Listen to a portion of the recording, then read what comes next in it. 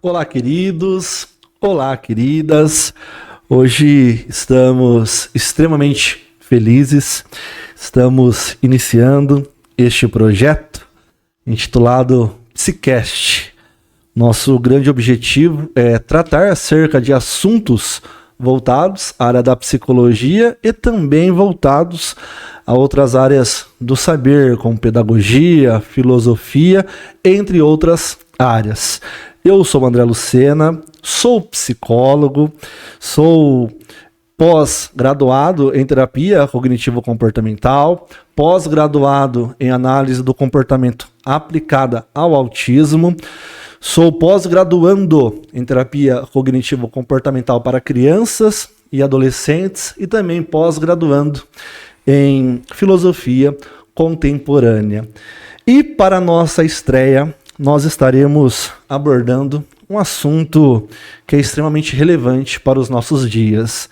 Estaremos falando sobre depressão, causas e tratamento. Segundo pesquisas recentes, nós temos cerca de 11,3% de brasileiros que sofrem com um transtorno depressivo, o que equivale mais ou menos a 24 milhões de pessoas. É um transtorno multifatorial, ou seja, ele não é causado por apenas um fator. As mulheres, elas são mais propensas a desenvolver o transtorno. Todavia, por mais que seja um transtorno sério, que causa incapacidade, já que o transtorno depressivo é um dos que mais causa incapacidade nas pessoas, as afastando das suas atividades, das suas demandas, nós temos tratamento medicamentoso e também tratamento psicoterapêutico. E uma das abordagens que mais tem se destacado no tratamento da depressão é a terapia cognitivo-comportamental. E para falarmos sobre depressão e também da terapia cognitivo-comportamental como o principal meio de tratamento para a depressão, ninguém melhor do que um querido amigo, um grande psicólogo que segue a terapia cognitivo-comportamental. É com muita alegria que nós estamos recebendo aqui no Psicast o meu querido amigo, psicólogo Júlio César Venâncio. Olá, Júlio querido, é um prazer recebê-lo aqui. Vou pedir para você, neste primeiro momento, se apresentar, falar das suas experiências, das suas qualificações e sinta-se à vontade também, querido amigo, para mandar um beijo, um abraço para quem você quiser. Ok. Boa noite a todos. Primeiramente, agradeço a oportunidade por estar aqui conversando com vocês, disponibilizando um pouco do conhecimento. Meu nome é Júlio César Venâncio, eu sou psicólogo, meu CRP é o 06142-180, me formei em 2018. A partir do momento que eu me formei, eu tive a oportunidade de trabalhar em clínicas de recuperação. Então, foram 2 trabalhos voluntários em 2 clínicas diferentes.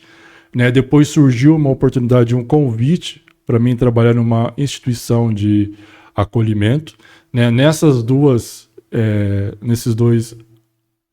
instituições que eu cuidava de drogadictos, foi um trabalho assim, muito grandioso, muito magnífico.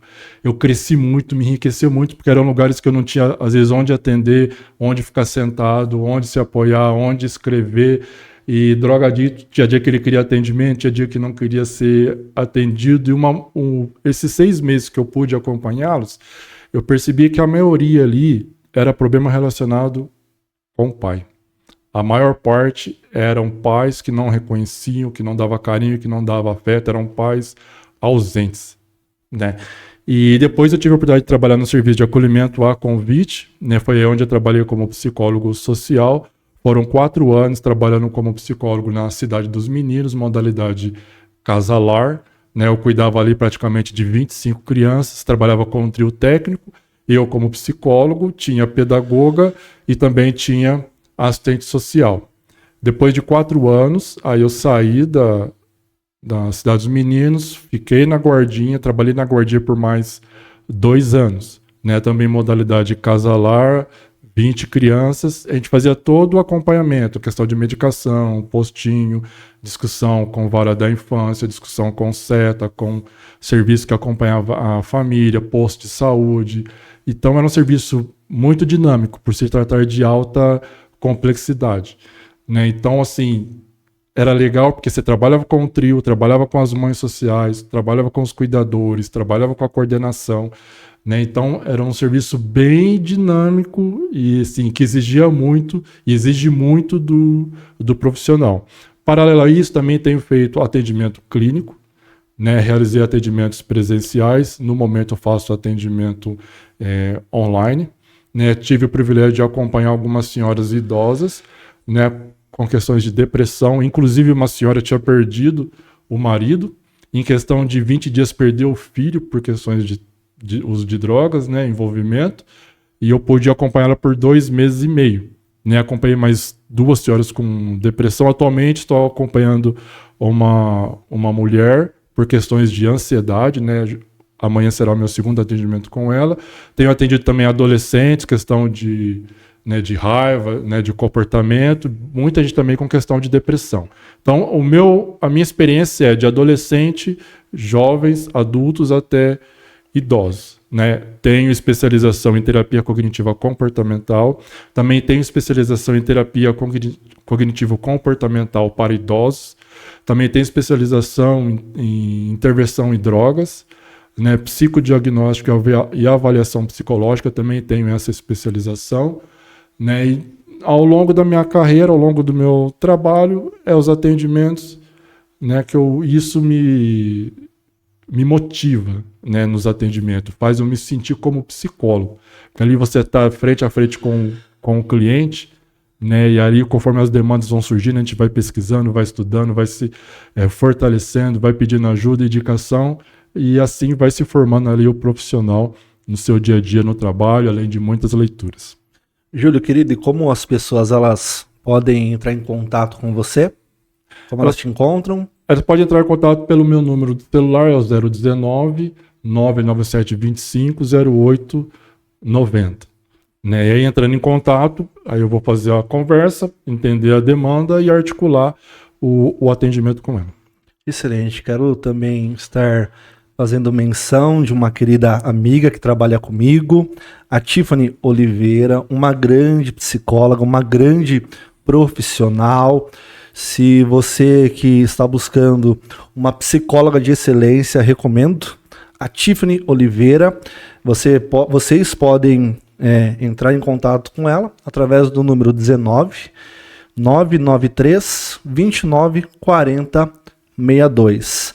Como a gente não indica qualquer profissional, né, Júlio? Porque a área da psicologia, da psicoterapia é uma área muito séria. Eu indico esses 2 profissionais, Júlio César Venâncio e também a Tiffany Oliveira.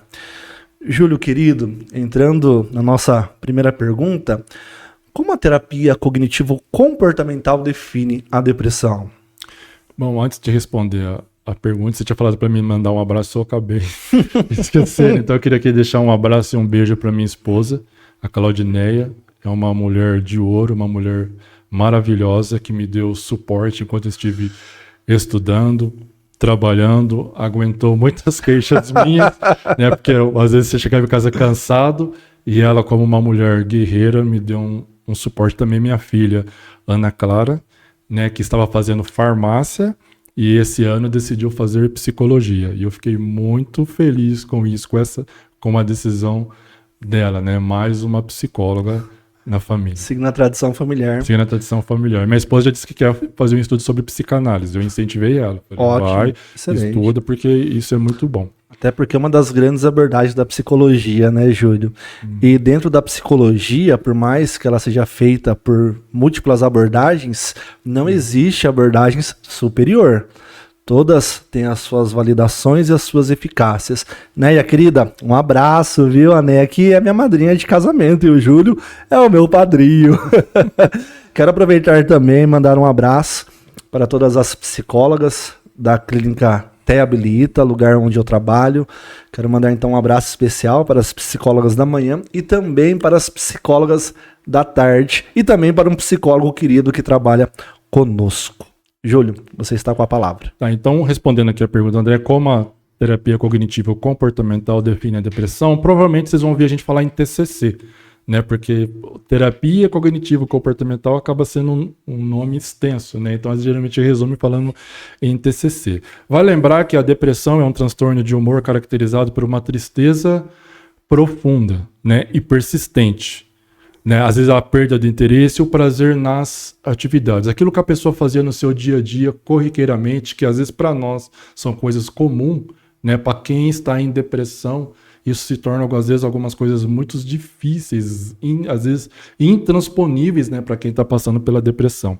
Aaron Beck, que é o pai, né, da terapia cognitivo-comportamental, que desenvolveu a terapia cognitiva na década de 60, né, em suas pesquisas descreveu a depressão como resultante de uma tríade cognitiva, né, ou seja, visões negativas sobre si mesmo. A pessoa, quando está em depressão, ela tem um viés negativo muito grande sobre ela, sobre o mundo e também sobre o futuro. Né? Ela não consegue imaginar um futuro, ela não consegue ver um futuro como às vezes, eu vou estudar, vou me informar, vou arrumar um trabalho. A pessoa que está em depressão, ela não consegue, ela tem dificuldade, né, em relação a isso. Beck também observou em seus estudos, né, que pessoas com depressão desenvolvem padrões de pensamento distorcidos, né, que mantêm e intensificam os sintomas. Que são isso? São pensamentos automáticos negativos. Pensamentos automáticos, eles vêm à nossa mente com muita rapidez. Às vezes a gente brinca, né, eles explodem, vêm vindo um atrás do outro. Se a gente não tomar cuidado, não parar e for seguindo esses pensamentos, a gente vai distorcendo mais ainda as situações, né? E isso acaba intensificando os sintomas, né? Isso cria um ciclo vicioso, difícil de romper sem uma intervenção adequada. Muitos estudos que eu tenho lido por aí, alguns artigos científicos, né, eu vejo, né, que eles sempre deixam indicado a terapia cognitiva comportamental. Esses dias eu estava fazendo um estudo, entrei num site de psicanálise e ele descrevia como a terapia cognitivo-comportamental uma terapia excelente para se tratar ansiedade, né? Então eu fiquei muito feliz com isso, né? Com essas questões.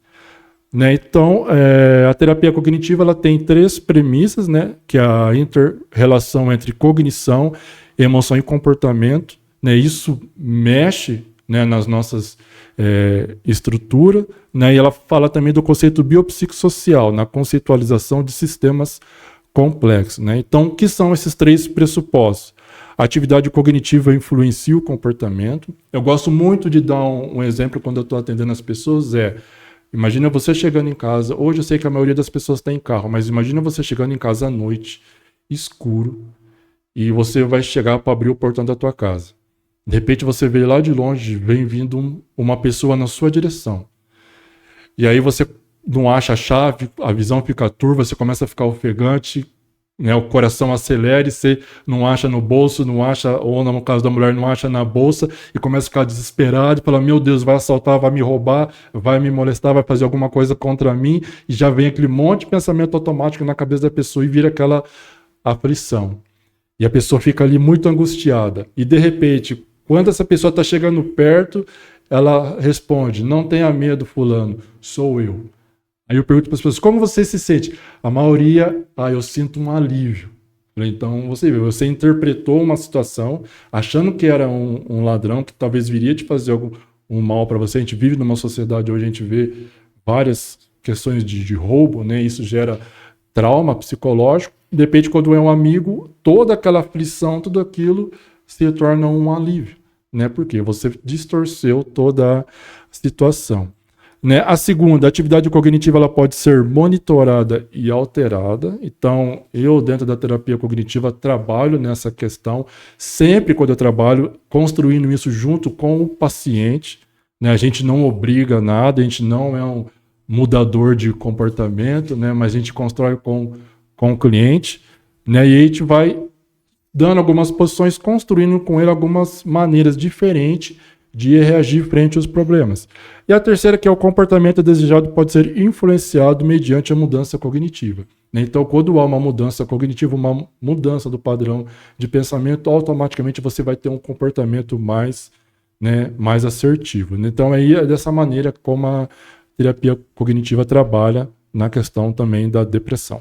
Você descreveu com maestria o fator psicológico à luz da terapia cognitivo-comportamental, destacando o modelo cognitivo, né? Então, basicamente, há uma situação, há um evento, há uma interpretação, uma emoção e um comportamento. É isso? É isso, porque é o que eu brinco. Eu estava conversando com a mulher que eu estou atendendo. Eu falei, imagina você tá já com bronca da sua filha. E se ela fez uma coisa errada, como que você vai conversar com ela? Ah, eu vou ser ríspida, vou ser autoritária, vou ser brava. Falei, então por conta disso. A emoção, né? Você tá com raiva, você vai falar com raiva, vai mexer nos seus batimentos cardíacos, na sua respiração, e você vai se comportar com raiva. De repente você pode até falar alguma coisa que pode magoar e você vir a se arrepender depois. Então é isso mesmo, André. Ô, Júlio, além do fator psicológico, há outros fatores também que causam a depressão, correto? Sim. Nós temos o aspecto neurobiológico, né? Onde o cérebro ele acaba tendo um certo problema na produção de neurotransmissores, como dopamina, serotonina, entre outros, e isso acaba fazendo com que a pessoa ela fique com o humor lá embaixo. Nós temos também o aspecto ambiental, correto? E aí entra o estresse de longo prazo, que é aquele crônico, onde a pessoa ela é exposta dia a dia a situações aversivas, como um lar totalmente disfuncional, um trabalho também totalmente disfuncional, estressante. E nós temos o estresse agudo, que é quando a pessoa ela pode perder alguém da família, ou alguém da família, alguém bem próximo, foi diagnosticado com uma doença muito séria, ou até mesmo esta pessoa. Agora, a questão do uso de substâncias pode também fazer com que essa pessoa ela adquira depressão, substâncias psicoativas, como cocaína, crack, a ingestão de bebidas alcoólicas. Isso também pode cooperar, Júlio, como fator ambiental? Sim, pode cooperar, porque existem drogas que são depressoras do sistema nervoso central, né? E conforme vai criando essa baixa, principalmente a questão do uso prolongado, né, da maconha, a cocaína, por outro lado, ela excita o sistema nervoso central, mas quando a pessoa tem aquele pico da droga, que ela se sente lá em cima, e quando baixa esse pico, é aí onde a depressão aparece, porque ela não vai dar conta, porque ela não está sob efeito mais da substância, passou o efeito da substância. E a bebida alcoólica também é a mesma coisa, né? Enquanto ela está no efeito da bebida, alguns ficam agressivos, uns ficam mais calmos. Tinha um conhecido meu muito antigo, que ele era agressivo, e quando ele bebia, ele ia estar conversando com a gente, ele ia falar um palavrão, ou era criança, ele pedia licença para falar o palavrão. E quando ele estava são, aí ele não pedia licença, ia falando com tudo, né? Então, existe sim a questão do uso de substância, a questão também da bebida alcoólica e também a questão do ambiente, aquilo que o André falou. Dia após dia, a depressão ela não vem sobre a pessoa de uma vez. De uma hora para outra, hoje é segunda, eu acordei na terça-feira com depressão. Não, são várias coisas que vão acontecendo, são vários estressores que vai chegando um tempo quando a pessoa não consegue mais dar conta, é aí onde a depressão se instala e ganha força com alguns sintomas que a gente vai ver um pouquinho mais para frente. Então, os fatores que causam depressão: o fator psicológico, como você bem explicou. Nós temos o fator neurobiológico, que está relacionado a essa produção, né, desequilibrada do cérebro de neurotransmissores. Nós temos o fator ambiental e nós temos também o fator genético, né, Júlio? Eu estava lendo um livro sobre depressão, até tem como base a terapia cognitivo-comportamental, e no aspecto genético diz que pessoas que têm familiares próximos que tiveram depressão, ela tem de 2 a 4 vezes mais chances de desenvolver o transtorno comparado com aquelas pessoas que não tem um familiar próximo depressivo. Mas isso não é uma sentença. É importante que a gente reforce isso. Não é porque a pessoa ela tem um parente próximo, um familiar próximo que tem a depressão ou teve depressão, que necessariamente ela terá depressão. Todavia, a pessoa, ao saber disso, ela pode se apropriar do que será falado aqui, justamente para se precaver. Correto, Júlio?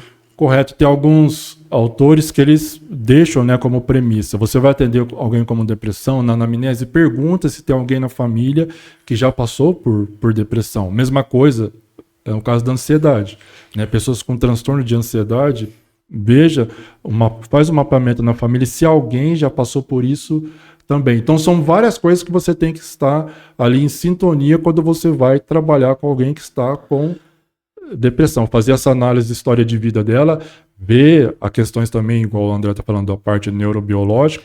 Eu não sou psiquiatra, mas a psiquiatria crê que há um erro químico no cérebro, né? Que tem essa questão da baixa aí da serotonina. Então, por isso que entra com a medicação. Existem alguns medicamentos também que causam a depressão também, que pode levar o indivíduo a ser acometido por depressão. Então, são vários fatores. Por isso eu falei, não é uma coisa isolada. São vários fatores que vão ali incidindo sobre a pessoa que acaba levando ela em depressão. Tem pessoas que às vezes entram em depressão porque terminou um relacionamento. Pessoas que entram em depressão porque está enfrentando um divórcio. Pessoas que entraram em depressão porque foram demitidas. Então, a gente vai falar também no final sobre mitos, mas algumas coisas a gente precisa tomar um certo cuidado quando tem alguém próximo que está em depressão, porque eu já fui demitido, não entrei em depressão, né? Não passei por divórcio, né? Mas tem pessoas que passam por divórcio e como é algo muito complicado, somente quando envolve filhos, casa e muitas outras coisas, né? Acaba entrando em depressão porque é uma situação muito complexa. Então, cada um vai reagir de um jeito diante de uma situação. Júlia, você explicou sobre o modelo cognitivo e fez alusão à tríade cognitiva, que é como a pessoa se vê, né? Como ela enxerga o mundo e como ela também enxerga o seu futuro. Na questão da depressão, a pessoa ela tem uma visão distorcida de si, do mundo e principalmente do futuro. No que diz respeito às distorções cognitivas, como essas distorções, elas podem acarretar a depressão na pessoa ou pode também manter a depressão? É interessante, André, que tanto a distorção cognitiva como a conceituação cognitiva são dois carros-chefes dentro da terapia cognitiva comportamental. Né, eu aprendi a questão da conceituação cognitiva, que é muito importante você já começar a fazer já nos primeiros atendimentos, já ir montando, né, a sua conceituação cognitiva. E distorções cognitivas, os pensamentos são responsáveis pelos nossos comportamentos. Né, sejam comportamentos bons ou comportamentos ruins. Né? As emoções funcionais, como a alegria, entusiasmo e ansiedade não exacerbada, né, em momentos pontuais, elas são muito positivas, né, para a nossa vida. Agora, já as emoções disfuncionais, como tristeza exagerada, alegria em momentos de tristeza, entre outros, ansiedade exagerada e generalizada, atrapalham o desempenho ao longo do dia. Né? Então, assim, as distorções estão associadas a comportamentos e emoções disfuncionais. Então, se eu estou triste, eu não vou ter força para levantar da cama. Se eu estou triste, eu não quero escovar os dentes. Se eu estou triste, eu não vou tomar banho. Se eu estou triste, isso vai me dar uma angústia, vai afetar a minha questão de alimentação. Nenhuma coisa vai puxando a outra. Né? Então, as distorções cognitivas são os nossos comportamentos e emoções disfuncionais. Né? São formas irracionais ou exageradas de pensar que frequentemente afetam, né, pessoas com ansiedade e depressão. Existem alguns exemplos de distorções cognitivas. Né? Elas incluem insistir em aspectos negativos, generalizar demais, catastrofizar situações ou caracterizar as coisas como totalmente boas ou totalmente ruins. Né? Então, distorções cognitivas, ela eu tenho uma lista aqui com 20, mas eu não vou falar das 20, mas são essas distorções que vão fazer a depressão, né, ali criar todo um foco, todo o arcabouço dela diante da nossa parte cognitiva. Porque as distorções cognitivas, elas causam autossabotagem, né? Então, desse modo, se não forem percebidas ou consideradas, poderão aumentar o medo do paciente, prejudicando, né, em todas as esferas da vida. Né? Para lidar com as distorções é preciso conhecê-las e identificá-las. Esse é o trabalho do psicólogo frente, né, à depressão, e conforme a pessoa vai falando, o psicólogo vai identificando qual distorção cognitiva que é, e a partir do momento que ele identifica, eu trago isso para o cliente, leio, explico para o cliente aquela distorção, ele fala, não, tudo bem, concordo, é isso mesmo. Beleza, então vamos seguir em frente. Aí eu trago alguns exemplos das distorções para ele. Ô, Júlio, inclusive, nas primeiras sessões de terapia cognitivo-comportamental, nós damos uma lista de distorções cognitivas para o paciente, né? Justamente para que ele consiga identificar qual distorção ele está tendo. Então, distorções são erros de pensamento, correto, Júlio? Correto.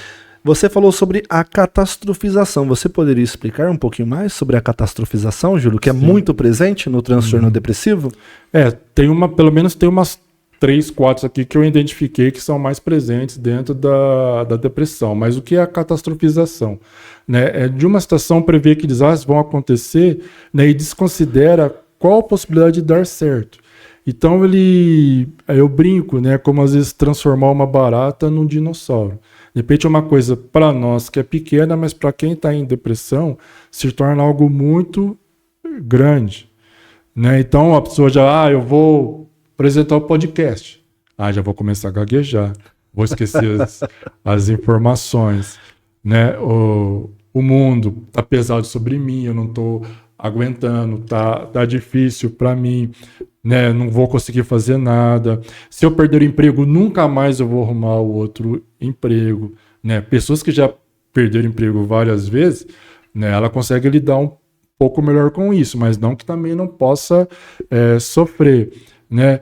Errei uma pergunta no exame, então vou reprovar. Tinha 10 questões, eu errei uma, então já vou reprovar. Então ele transforma isso aí em algo fenomenal, monstruoso, que ele não consegue dar conta. Júlio, nós temos também uma distorção cognitiva muito presente na depressão, que é a rotulação, né, Júlio? A pessoa ela auto se rotula como uma pessoa incompetente, como alguém que não é digna de ser amada, ou até mesmo como uma pessoa má. E aí entra até nas categorias de crença que o Aaron Beck desenvolveu. Essas categorias, elas são desamor, desamparo e desvalor, correto, Júlio? Correto. São 3 tipos de categorias que acabam acometendo pessoas depressivas. E nós temos também a desqualificação do positivo, né, Júlio? Então, pessoas depressivas, elas tendem a se apegar a apenas aspectos negativos em detrimento dos positivos. Então, por exemplo, um jovem universitário, ele faz uma prova e tira uma nota boa. Por conta da depressão, ele vai falar o seguinte: mas essa prova foi fácil, qualquer um poderia ter tirado essa nota. Então ele acaba desqualificando o ganho que ele teve, né, Júlio? A conquista que ele teve. E nós temos também a abstração seletiva, que durante a semana, por exemplo, ocorre 10 coisas boas na vida da pessoa. Se ocorre apenas uma negativa, essa pessoa, por conta da abstração seletiva, por conta dessa distorção, ela irá se apegar apenas ao aspecto negativo. Nós temos também a personalização. Então a pessoa depressiva, ela sai para o encontro ou sai com alguns amigos, e aí acontece alguma coisa de ruim, a pessoa fica com uma cara feia, e aí o que essa pessoa vai falar? Bom, essa pessoa ela está com a cara feia, ela não está bem por minha causa, porque eu estou aqui. Também é uma distorção muito comum. E uma das mais intensas é a adivinhação do futuro. A pessoa, ela encara o futuro sem perspectivas. E aí que entra, né, Júlio, também um dos principais sintomas da depressão. É a pessoa não ter perspectivas do futuro. Ela acaba adivinhando o futuro como algo ruim, como algo negativo. Júlio, querido, e quais são os principais critérios diagnósticos segundo o DSM-5-TR para a depressão? O DSM-5, ele é o Manual Diagnóstico Estatístico de Transtornos Mentais que nós tanto utilizamos no set psicoterapêutico para nos orientar na identificação de algum transtorno que o nosso paciente ele possa ter. Então, o DSM-5 é esse manual. Dentre os critérios diagnósticos para a depressão, então vou começar pelo transtorno depressivo maior, né, o F32.2, né, então ele abrange o quê? 5 ou mais dos seguintes... É o CID? Aí é o CID, né? É o CID, CID-10. Perdão, isso, CID-10. Perfeito. 5 dos seguintes sintomas. Se estiver presente durante o mesmo período de 2 semanas e representa uma mudança em relação ao funcionamento anterior de pelo menos 2 sintomas. É humor deprimido, perda de interesse ou prazer. Naquilo que eu estava explicando no começo, a pessoa não tem vontade de sair de casa, ela quer ficar dentro do quarto, trancada no escuro, não quer ver amigos, não quer se alimentar, não quer cuidar da higiene pessoal, não quer trabalhar, não quer estudar, então ela vai perdendo interesse por todas as coisas, né? Então, assim, o que pode ajudar também é a questão do humor deprimido na maior parte do dia. Quase todos os dias, né? Ou seja, sentir-se triste, vazio, sem esperança, né? Humor irritável. Esse é um dos grandes problemas, né? Acentuada diminuição por interesse ou prazer em todas ou quase todas as atividades, aquilo que eu falei, a pessoa em determinado momento não quer mais, não sente mais vontade, não tem mais energia, né, para fazer as coisas, aquilo que para mim é simples, né? Por isso que eu falo, a gente precisa tomar cuidado. Para mim é simples, mas para o outro que está sofrendo de depressão, aquilo para ele é algo gigantesco para ele conseguir vencer. Perda ou ganho significativo de peso, né? O que pode acontecer? A pessoa pode começar a comer demais, né? E se isso estiver atrelado à ansiedade, ela vai aumentar o apetite, vai comer demais, ou pelo contrário, ela não tem vontade nem de se alimentar, né? Insônia ou hipersonia, né? Então ela pode começar a ter insônia ou dormir 24 horas, ainda queria dormir mais, ter cochilo durante o dia, ficar ali bocejando o tempo todo. A agitação ou retardo psicomotor quase todos os dias, aquela pessoa que fica agitada, às vezes a gente pode confundir com um pouco de ansiedade, aquela pessoa que quer fazer tudo, de repente aquela pessoa que senta e fica assim, né, inerte. Quando eu fiz estágio num lar de idosos, tinha uma senhora que ela sofria de depressão maior. Então ela sentava e ficava, ela não se mexia, ela não esboçava reação, né? Fadiga ou perda de energia todos os dias, como eu já falei, né? Um sentimento às vezes de inutilidade ou culpa excessiva e inapropriada. O problema da depressão maior é que pode haver também a tentativa de suicídio, né? Quando vai se agravando essa inutilidade, a insônia, não tem mais prazer em nada, chega uma hora que a pessoa começa a falar: eu vou acabar com a minha própria vida, mas na verdade ela não quer acabar com a vida, ela quer acabar com os problemas, mas como ela não consegue ter, né, esse start, então ela acha que tirando a vida vai eliminar os problemas, né? A diminuição da capacidade de pensar ou de concentrar, problemas de concentração, né? E, como eu falei, pensamentos recorrentes de morte, né? Começa a ter esses pensamentos, então por isso que precisa de um acompanhamento. E por outro lado, algo menos grave, que é o transtorno depressivo persistente ou distimia, né? Que é um humor depressivo aí que às vezes algumas pessoas dura até 2 anos. Onde eu trabalhava, teve uma adolescente que foi diagnosticada com a distimia, né? Não chegava a ser, né, uma depressão maior, mas sim uma distimia, era um humor irritável, era uma adolescente que estava sempre irritada. Tudo que você perguntava para ela já vinha respondendo com 4, 5 pedras na mão, né? Às vezes era até difícil de conversar com ela por conta desse humor né, dessa irritação que ela tinha. Geralmente, tanto 1 ano, quanto às vezes pode perdurar até por 2 anos.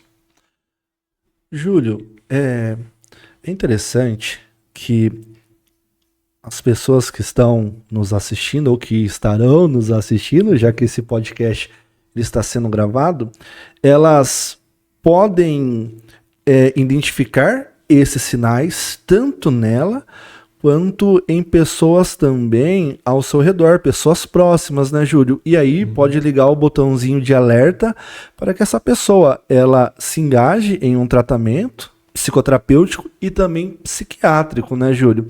Até porque, como nós falamos aqui, o aspecto neurobiológico é de suma importância que essa pessoa ela procure também um psiquiatra e esse psiquiatra ele estará receitando a melhor medicação para que o cérebro ele possa produzir os neurotransmissores que nós fizemos menção aqui, serotonina, dopamina, noradrenalina, né? Já que a pessoa depressiva, principalmente que teve a depressão por conta desse fator neurobiológico, o cérebro ele tem essa dificuldade na questão da produção desses neurotransmissores. Então, se você identificou esses sinais em você, ou em pessoas próximas, é de suma importância que você busque ajuda psicoterapêutica, ajuda psiquiátrica e também aconselhe essa pessoa que está próxima a você a buscar ajuda profissional. Júlio, querido, qual é a diferença entre a tristeza comum do dia a dia e a tristeza da depressão? Antes de entrar nesse fato, só queria frisar que essa questão da pessoa, quando vai analisar, é importante a questão da empatia, que é importante a questão do respeito. É importante, né, identificar, porque às vezes é necessário entrar com a medicação. Eu já atendi algumas pessoas, eu fico preocupado e pergunto, você está passando por um psiquiatra? Olha, estou tomando esse medicamento, porque o psicólogo ele não prescreve medicação. Isso é responsabilidade do psiquiatra. Perfeito. Ou, depende da situação do postinho de saúde onde ela tiver, o clínico geral. Sempre tome medicação segundo orientação médica. Isso é importante, às vezes, as duas coisas. Tanto a parte medicamentosa, com acompanhamento do psiquiatra, e também a parte da psicoterapia com um psicólogo. E aqui a diferença entre a tristeza e a depressão, né, a gente cabe lembrar que a tristeza ela é uma emoção humana comum. E ela vai surgir diante de respostas nossas de alguns eventos que vão acontecendo do dia a dia, que causam desconforto e algumas perdas ou até desapontamento. Às vezes você foi trabalhar, o seu chefe chamou a sua atenção, você ficou triste, ficou chateado, às vezes você está no trânsito, levou uma fechada, você ficou triste, mas é uma coisa passageira, né? Então, uma reação normal. Então, não fique preocupado se você, às vezes, alterna com o momento de tristeza, não tenha medo disso, né? É uma emoção temporária, ela tende a se dissipar, né, e a ir embora com o tempo. Agora, a depressão já é uma condição mais complexa e duradoura. A diferença entre a tristeza e a depressão, a tristeza é algo rápido. Agora, a depressão já é algo mais duradouro, já é algo mais profundo, né? Então, é um estado emocional persistente que afeta a maneira como a pessoa pensa, sente e se comporta. Hoje eu tô triste, eu não vou no cinema, mas eu vou assistir uma televisão, mas eu vou conversar com um amigo, eu vou dar uma volta na praça, eu vou jogar uma bola, vou fazer alguma coisa. Agora, no caso da depressão, não. A pessoa já não quer fazer absolutamente nada, né? Então, isso é a questão da diferença, né? A perda do interesse em atividades, alterações do sono, do apetite, como eu falei, a fadiga, a dificuldade de concentração, sentimentos de desesperança e desvalorização. Para isso que eu falo que pode entrar, sim, a questão do pensamento, da ideação suicida, né? Então, precisa de muito cuidado, de acompanhamento e tratar isso com muita seriedade. A depressão pode prejudicar significativamente o funcionamento cotidiano, impactando nos relacionamentos, vai impactar no casal, somente na questão da libido, nas questões de intimidade, nas questões de relação sexual, a pessoa vai ficar um pouco mais fria, ele precisa tomar cuidado para, de repente, não estar pensando que está tendo uma traição, que está se apaixonando por outra pessoa, né? Então tem que ter muito tato e muito cuidado para lidar com isso, para que não traga outros problemas e pior ainda mais, né, a situação. Desempenho no trabalho, a pessoa chega no trabalho, já chega cansada, já não dormiu direito, ela não vai ter um bom rendimento. De repente o chefe pode achar que é uma pessoa preguiçosa, e na verdade não é a preguiça em si, mas sim efeitos da depressão. E a qualidade de vida, no geral, vai impactar. Como eu falei antes, a pessoa não vai querer estudar, estava fazendo um curso, de repente ela vai parar, vai achar melhor parar o curso, tudo que está fazendo para ficar ali no cantinho dela. É interessante que aquela tristeza comum do dia a dia, ela pode ser também adaptativa e bem-vinda, né, Júlio? Porque, geralmente, quando nós estamos tristes, a gente acaba refletindo sobre os nossos supostos erros, sobre os nossos supostos excessos cometidos com alguma pessoa. Então a tristeza ela pode ser usada ao nosso favor. E não só a tristeza. Todas as emoções negativas, tristeza, estresse, ansiedade, quando em doses bem equilibradas, elas são bem-vindas para o organismo.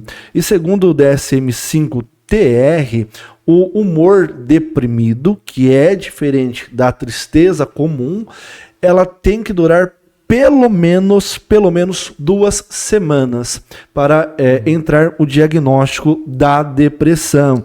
Então, é de suma importância que a gente separe a tristeza do dia a dia, que ela tende a ser a curto prazo, e a tristeza da depressão, que é o humor deprimido. Então, se você está com humor deprimido por pelo menos 2 semanas, é de extrema importância que você busque ajuda psicoterapêutica e também ajuda psiquiátrica.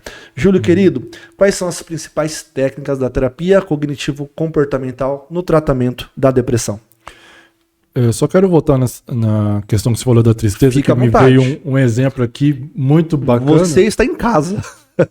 Isso dá para ser usado dentro do casamento. Às vezes você foi lá, teve uma discussão com a sua esposa, você vai ficar triste, você vai ficar chateado, você vai parar e refletir. Poxa, o que eu falei?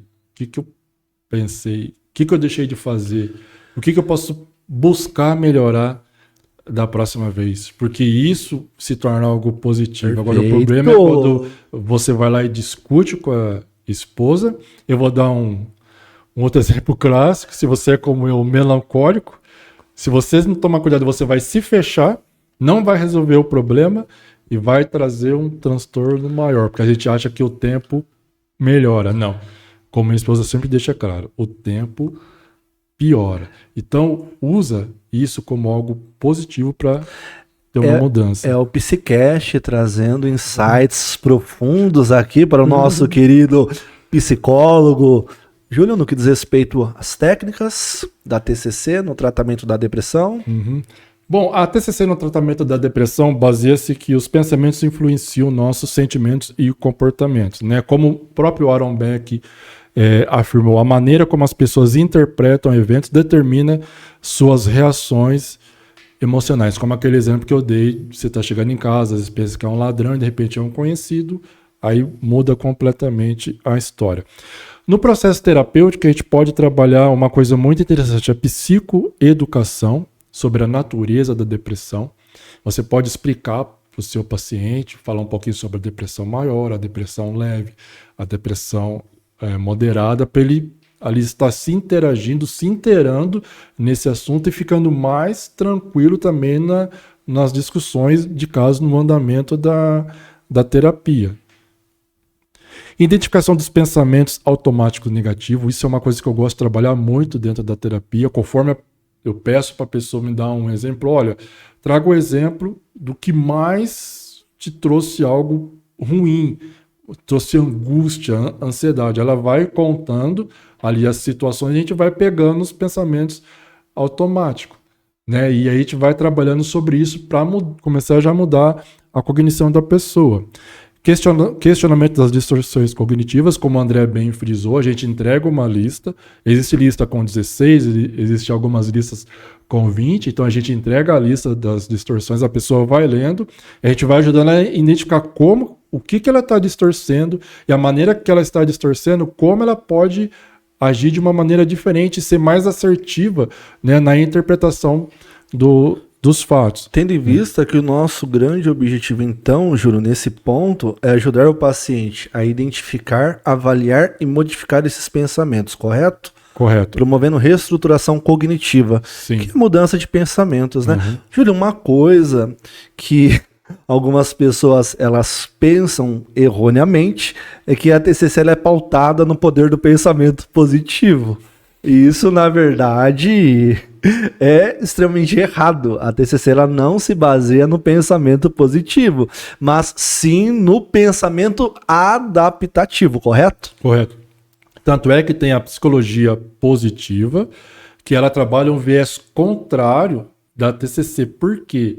Nós vamos trabalhar a parte negativa para levar a pessoa a ser positiva. E a terapia positiva não, ela já vai direto nos aspectos positivos de toda a situação, né? Mas eu gosto, né? Assim, porque às vezes você começa a trabalhar algumas coisas, você vai trabalhar a angústia, você vai trabalhar a rejeição, você vai trabalhar o medo, você vai trabalhar os gatilhos de ansiedade, dá para se trabalhar muita coisa até chegar, né, na depressão.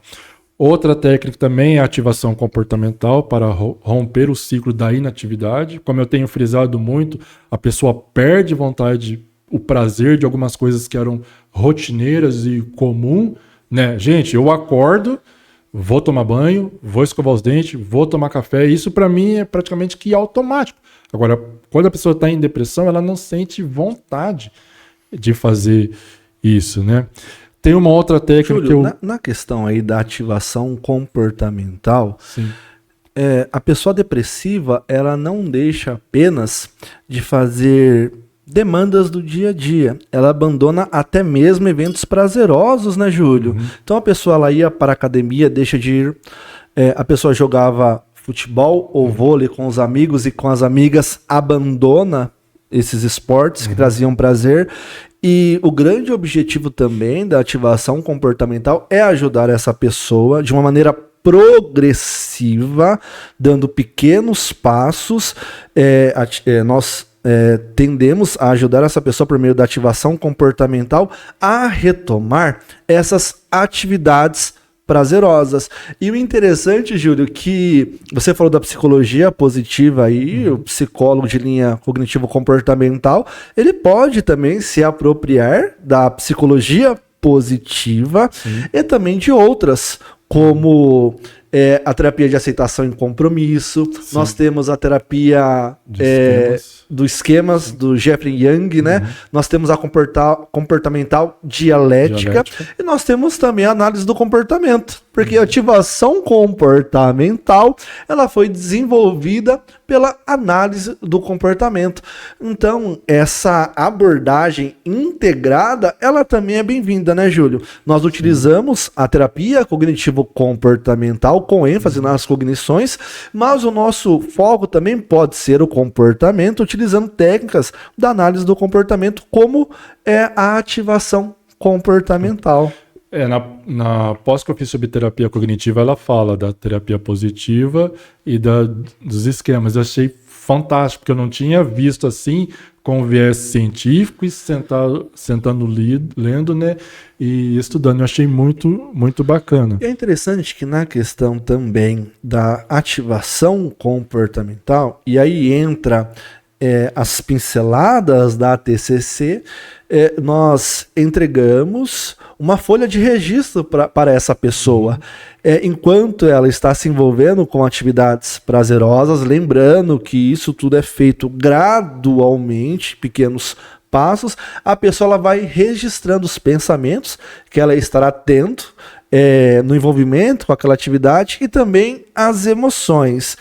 E tudo indica que quando essa pessoa ela se envolve com essas atividades prazerosas, ela estará com um sentimento de bem-estar.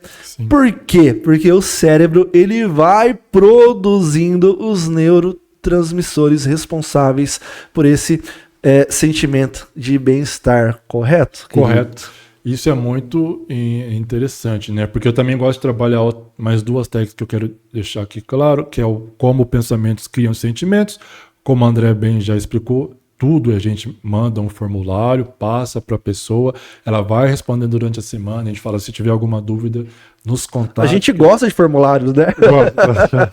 Porque isso é bom, conforme você vai escrevendo, você vai fazendo uma linha do tempo dos acontecimentos.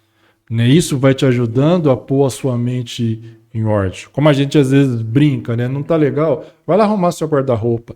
Isso é muito significativo, porque a partir do momento que você tá pegando seu guarda-roupa e colocando as coisas em ordem, você vai trazer isso também para sua vida emocional.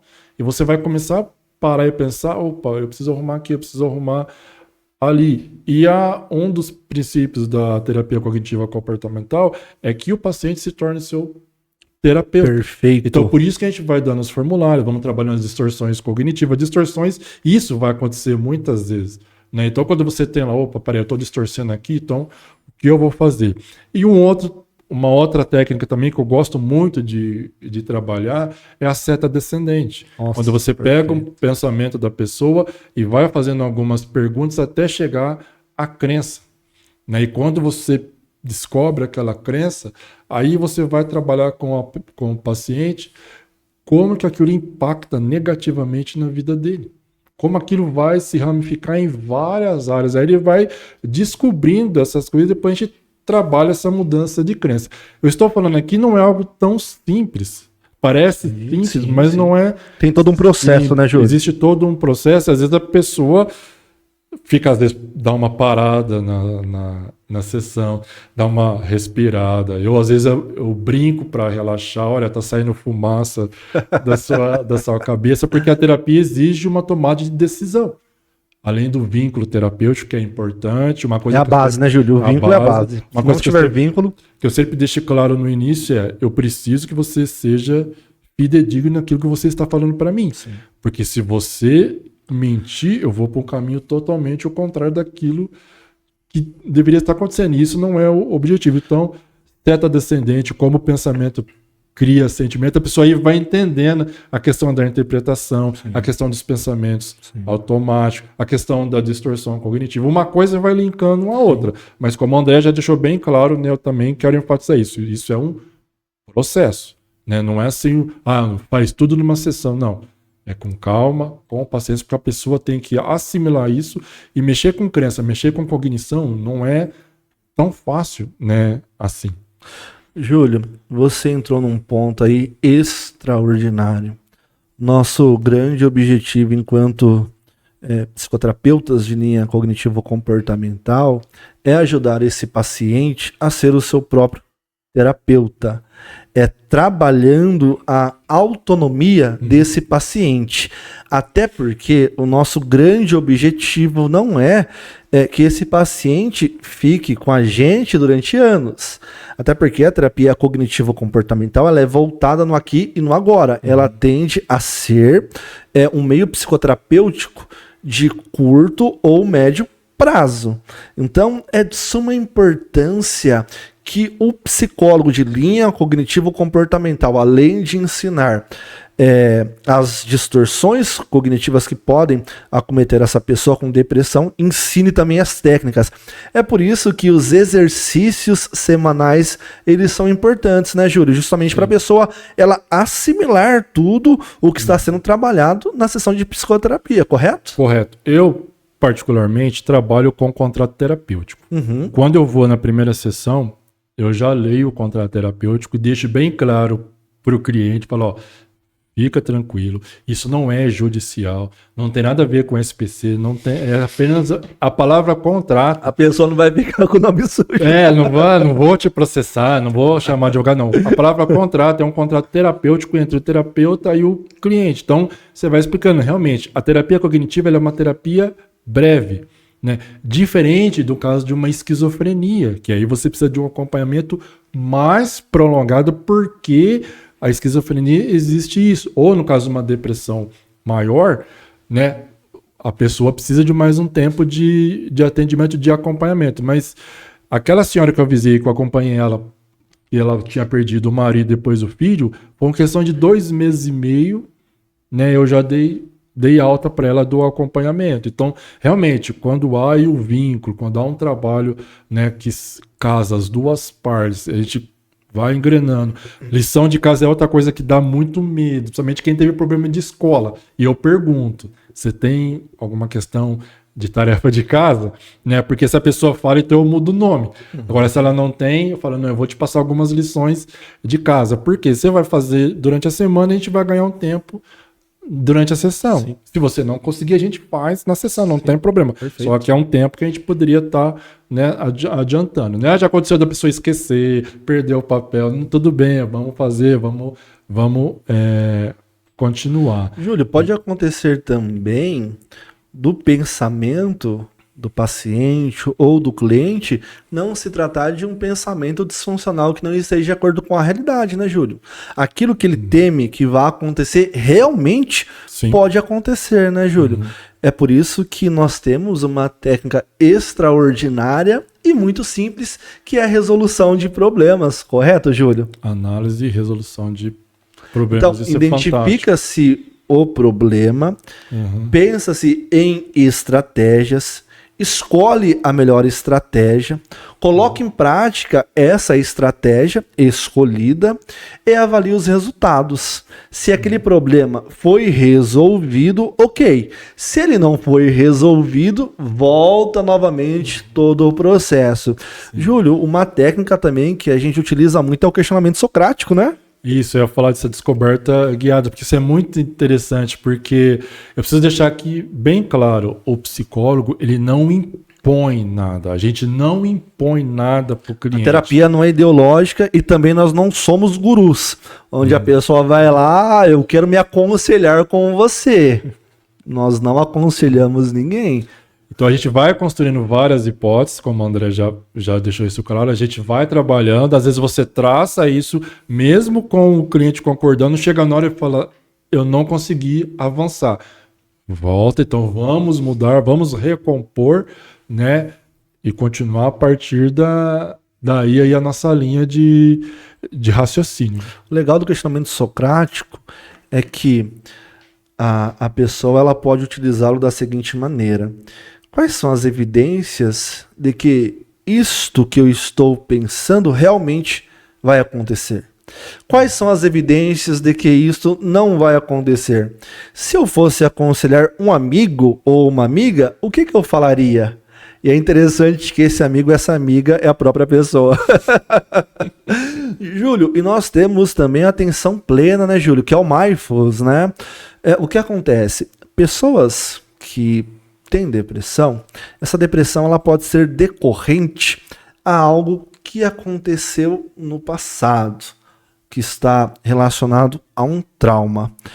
E aí a atenção plena, ela é formidável porque o psicólogo ele vai ajudar esse paciente, esse cliente ou essa paciente a se atentar para o que está acontecendo no momento presente.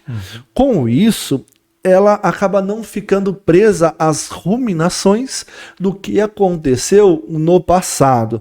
E a atenção plena também, é claro que esse não é o tema, mas nós vamos discutir futuramente. A atenção plena ela é muito boa para a ansiedade. Sim. Porque a ansiedade patológica, principalmente a ansiedade generalizada, a pessoa ela é tomada intensamente pela catastrofização. Então ela sempre espera pelo pior. Ela acaba antecipando coisas que provavelmente nem vão ocorrer. O Robert Léry, um grande psicólogo de linha cognitivo-comportamental, é um dos papas da TCC, ele chegou à conclusão, Júlio, através de pesquisas, obviamente, que cerca de 70% a 80% daquilo que a pessoa teme não ocorre. Eu falei isso até porque a catastrofização também está presente dentro do transtorno depressivo. Júlio, querido, quais são os principais equívocos, pensamentos equivocados sobre a depressão? Ali a gente pode entrar nas questões também das crenças, né? Então, as crenças centrais, essas crenças, como que ela acontece? Quando eu falo em crença, eu não estou falando de fé, tá? Isso eu preciso deixar bem claro, porque as crenças vão acontecer lá desde tenra idade, lá para os seus 5, 6 anos, quando você começa a lidar, né, mais de forma mais consciente, porque essa idade que a gente fala que está formando, dizendo o caráter da pessoa, então você começa a lidar com algumas situações com seu pai, com a sua mãe, com seus irmãos, com seus tios, aí vem professor na escola, vem pessoas na rua, outros adultos ali, você vai formalizando e você vai cristalizando ali as suas crenças, né? O que a gente chama de crenças centrais ou crenças nucleares, né? Porque são ideias sobre nós, sobre os outros e também sobre o mundo, né? E elas podem se tornar disfuncionais e rígidas e muitas vezes absolutistas, né? Então vai atrapalhar o nosso dia a dia e vai fazer com que a gente sempre haja de um determinado padrão, de uma determinada maneira, né? Então quais são as principais crenças, né? Como o André já adiantou um pouco: o desamparo, o desamor e o desvalor, né? O desamor está centrado na percepção de como os outros nos veem, né? E o desvalor com a nossa própria autopercepção. E o desamparo na nossa falta de controle sobre as circunstâncias, né? Então, algumas coisas que vão acontecendo com você desde de pequeno, algumas experiências que você tem, né? Aquilo que a gente brinca, quando o pai chama a criança: você é burro, você não vai dar em nada, você não vai ser ninguém, a pessoa começa a se desvalorizar. Aí ela tira uma nota ruim: meu pai tem razão mesmo, eu sou burro, eu não vou ser nada. Né? Às vezes muitas mães falam para as filhas: você não vai ser uma boa mãe, você não vai ser uma boa dona de casa, você não tem capacidade de criar filhos. Aí quando os filhos nascem, a mãe entra em desespero, não consegue cuidar do filho porque ela está desvalorizando, né, tudo aquilo que ela recebeu. E o desamor, né, é uma convicção que não somos amados. Às vezes a pessoa cresceu num lugar com muita crítica, como o André falou no começo, questão do ambiente, lugar que se tem muita crítica, que se grita muito, que não se tem respeito, que se não tem um elogio, muito pelo contrário, vai acabando com a sua autoestima, jogando você para baixo, falando que você não vai conseguir nada. Isso vai fazendo você perder o amor próprio. Né? Isso leva a sentimento de solidão, tristeza, como eu falei, baixo autoestima, e vai interferir nos seus relacionamentos interpessoais. Às vezes vai dar problema no namoro, no noivado, no casamento. Né? Então vai ter uma influência muito, muito grande. Né? Tem também os esquemas motivacionais, né, para se conservar a energia, né? Esquemas ativos de tristeza, desesperança, às vezes de irritabilidade, culpa, raiva e ansiedade. Né? Esquemas de comportamentais de evitação e retraimento. Às vezes ele vai evitar a situação, vai evitar em falar da situação. Né? Esquemas fisiológicos, como fadiga, aumento ou perda do apetite. Mas as mais comuns são as 3 crenças: desamparo, desamor e desvalor. Perfeito. Júlio, nós temos também inúmeros pensamentos impregnados na nossa sociedade, pensamentos errados, equivocados sobre a depressão. E um deles, você citou aí: mas você está depressiva porque acabou com a namorada? Você está depressiva porque acabou com o namorado? Você está depressiva ou depressiva porque perdeu o emprego? Uma coisa que nós não podemos fazer é diminuir ou relativizar a dor do outro. Primeiramente falando, pouco importa o que está causando a dor na pessoa. O que importa é que a pessoa ela está em sofrimento. É nisso que nós temos que nos apegar. Correto, Júlio? Correto, porque aí vem os mitos, né? Depressão não é uma pessoa preguiçosa. A gente acha que a pessoa é preguiçosa, não quer mais fazer nada, não quer trabalhar, não quer comer, quer ficar lá sentada trancado no quarto. Mas quando a pessoa está depressiva, ela vai buscar o escuro, ela vai buscar ficar debaixo da coberta, ela vai ficar num lugar sem som, sozinha, quietinha, não quer interferência de ninguém, não quer luz, quer abrir janela. Isso são questões de depressão. Às vezes você está achando que a pessoa é egoísta, não quer saber de mais de ninguém, não ama, não é isso. Júlio, agora imagina só, a pessoa está em profundo sofrimento. Sim. Se isolando em um quarto escuro, deixando de comer, afastada das suas atividades prazerosas, das suas demandas do dia a dia. E essa pessoa ainda se depara com pensamentos, com falas totalmente preconceituosas, falas ignorantes sobre a depressão. Sim. Isso tende a piorar ainda mais a situação dessa pessoa que está enfrentando a depressão. Então, você quer ajudar uma pessoa depressiva? Não julgue, primeiramente, o que está causando a dor nela. Se atente à dor dessa pessoa. E você pode ser um diferencial, abraçando essa pessoa, ouvindo essa pessoa e a aconselhando a buscar um tratamento psicoterapêutico ou psiquiátrico. Júlio, querido, nós já estamos encerrando o nosso podcast, mas eu quero pedir para você falar para familiares, para amigos, como essas pessoas elas podem ajudar pessoas que estão com depressão. Uma coisa muito importante, você precisa se educar sobre a depressão. Busque ler artigos sobre depressão.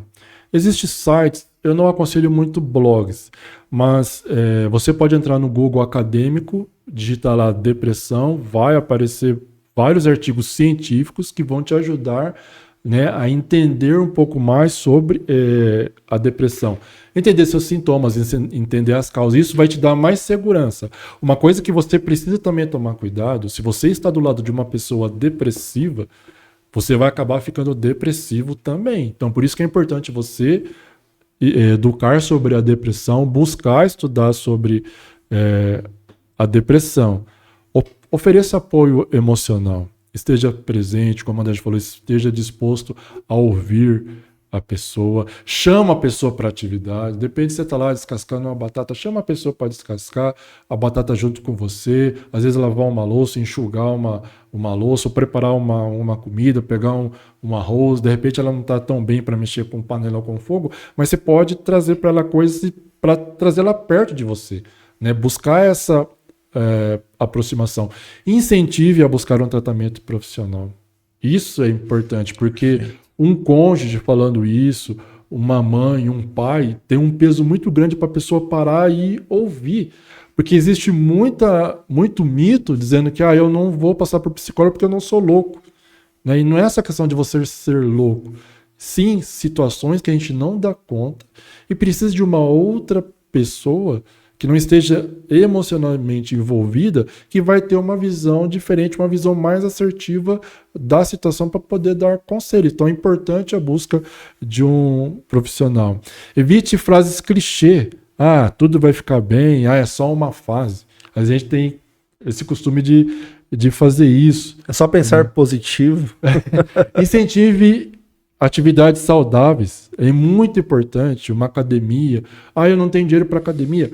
Vai fazer uma caminhada, pega lá o seu pet, vai dar uma volta com ele ali na quadra, vai junto com a pessoa, chama ela, faça uma atividade, faça um alongamento. Na internet tem vários tipos de alongamento. Tem alongamento que eu fazia na empresa onde eu trabalhava antes de trabalhar, né, que era a ginástica laboral simples. Você pode fazer alguns alongamentos simples, né, que isso ajuda, né? E seja paciente e compreensivo, isso é muito importante. Respeite o tempo da pessoa. Cada um tem o seu tempo. Talvez para você pode ser 1 mês, mas para outra pessoa pode ser 6 meses. Ou uma coisa que pode ser contrário, que você demoraria 6 meses, a outra, né, um tempo menor. O Júlio citou algumas fontes onde vocês podem acessar e ter uma noção mais aprofundada sobre depressão. Eu quero contribuir também com esse ponto, indicando 2 literaturas, 2 livros muito bons. Foram livros escritos não primeiramente para psicólogos, mas para pessoas que não entendem nada de psicologia, mas querem entender sobre depressão. O primeiro livro é o Guia Prático para o Trabalho com os Transtornos Mentais, uma abordagem da TCC. Aqui não é falado apenas sobre depressão, mas também sobre outros transtornos, como a ansiedade.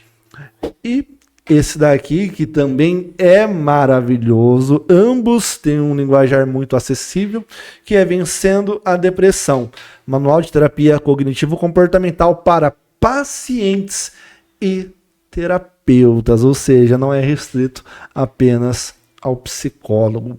Júlio, querido, eu quero te agradecer de coração por você ter aceitado o convite, por se fazer presente aqui.